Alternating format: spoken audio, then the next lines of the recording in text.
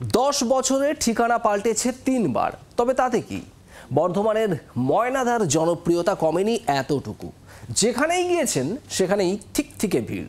তার হাতের চা টোস্টের স্বাদ নিতে হাজির খাদ্যরসিকরা।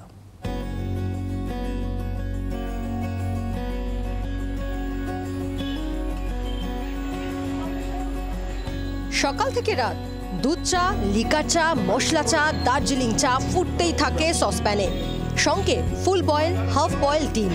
আর তার স্বাদ নিতে বর্ধমানের ময়নাদার এক চিলতে দোকানে উপচে পড়া ভিড়। ময়নাদা তো সেলিব্রিটি বরাবরই।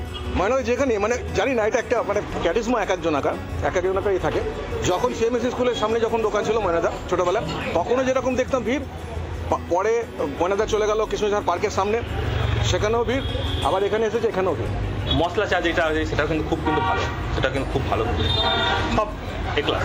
রহস্যটা রহস্য হচ্ছে কোয়ালিটি, মেন হচ্ছে কোয়ালিটি। যে কোয়ালিটি বাটার টোস্টটা দেয় এটা আপনি কোনো জায়গায় পাবেন না। আগে দোকান ছিল বিসি রোডে, সেখান থেকে দোকান উঠে যায় বর্ধমান বিশ্ববিদ্যালয় চত্বরে গোলাপবাগ মোড়ে। কয়েক মাস আগে পুরসভার অভিযানে ভাঙা পড়ে সেই দোকান। তারপর মাসখানেক হলো বোরহাটের মোড়ে আস্তানা গেড়েছেন ময়নাদা। চার খাবারের গন্ধে নতুন ঠিকানাতেও হাজির পুরনো ক্রেতারা। আমি তো ধরে রেখেছি আজকে মোটামুটি খুব কম করে 30 বছর, যতকাল বেঁচে থাকবো এই নামটা থেকেই যায়। গোটা বর্ধমান শহরে অসংখ্য চায়ের দোকান, কিন্তু সেলিব্রিটি চাওয়ালা মানে ময়নাদা। চন্দন ঘোষের সঙ্গে পার্থ চৌধুরী, রিপোর্ট, জি 24 ঘন্টা।